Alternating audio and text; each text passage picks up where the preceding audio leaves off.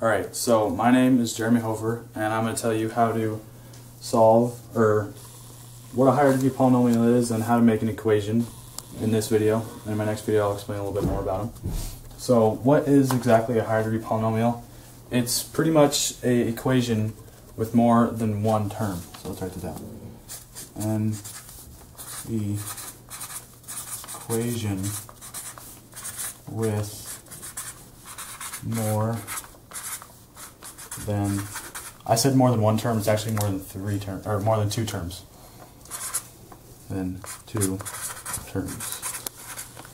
Now some people probably ask, why more than two terms? This is because an equation with two terms is a quadratic equation. You know this as y equals a of x squared plus bx plus c. And that only has two terms and then an ending term at the end. Only has two y-intercepts. But this has three. So for an example, let's say you have the x-intercepts of x equals 6, x equals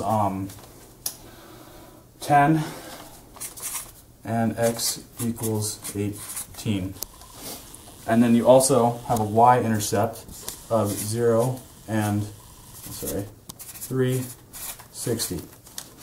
So from this you can start to build your factor form equation, which would look like a, or y equals a, x minus 6, x minus 10, and x minus 18. Right. So now we need to find the a value, and to do that we can plug in our y-intercept into our equation. So that would look like, since this is the y value, 360 equals a, 0 minus 6, 0 plugs into every x because that's the x in the coordinate, 0 minus 10, and 0 minus 18. So then from here you just do algebra to find a. So 360 equals a times negative 6 times 10 times negative 18. Then when you add that all up, that equals 360 equals, right, so sorry about that. As I was saying, divide each of these by 1080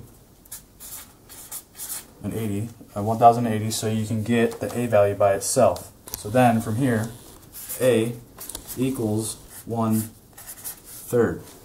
Now, for the final equation, the answer is a, or y equals 1/3 x minus 6, x minus 10, and x minus 18. Now, so that's your final equation. Now over here, I've already drawn the graph of what it looks like, and so you can see that it crosses the the y-axis at about negative 360 and goes up to the first term at about at 6, then goes to its second term at 10, then goes to its last term over here at 18. So that you can just show that what the graph looks like. And so for the graphs, some little tips. This is the maximum, local maximum. It's at about 8 and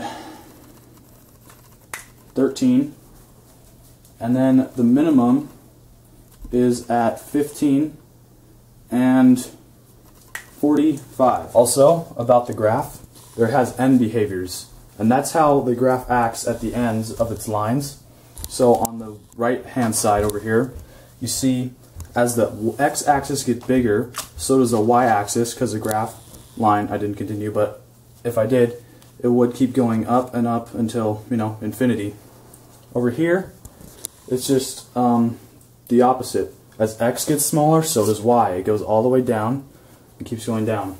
So that's how you identify higher degree polynomials in factored form, and what the graph, and how you can put the x-intercepts into a graph and figure it out. So, yeah.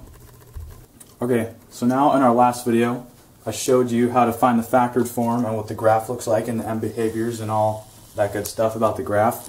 Now I want to show you how to find the factored form, the general form after you have the factored form. So it's really simple. So all you have to do is make a factor box. That was a bad line.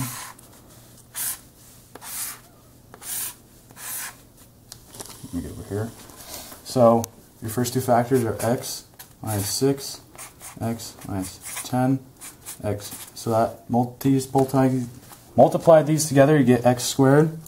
So negative 6 times x, negative 6x, negative 10 times x, negative 10x, and then negative 10 times negative 6 equals 60. So now that you have this, you have to multiply this answer times this. So then you make a bigger box.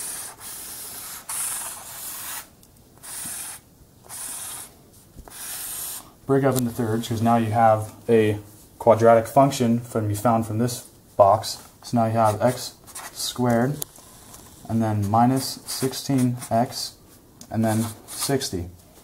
So I got negative 16x because I did negative 6 plus negative 10, negative 16x. So then now you have this one more factor you have to multiply by. It's x minus 18. So then x squared times x to the third, x times negative 16x, negative 16x to the second, x times 60, 60x, then 18 times x squared, you give 18x squared. So then now you have negative 16x times negative 18 equals 288x. Then you have negative 18 times 60 equals negative, what is it? Oh yeah, 1,800, negative 1,080. So now from here, you do whatever you over here, you combine the like terms, and then you get your general equation. So then from here, that doesn't have any other things, so y equals, you carry down the 1/3 because that doesn't change, 1/3 x. So those combined together equals negative 34x to the second. Then you combine these two because they only have one x, and then those combined equals plus 348x, and then the last one, 1,080, and that's how you get your general form equation.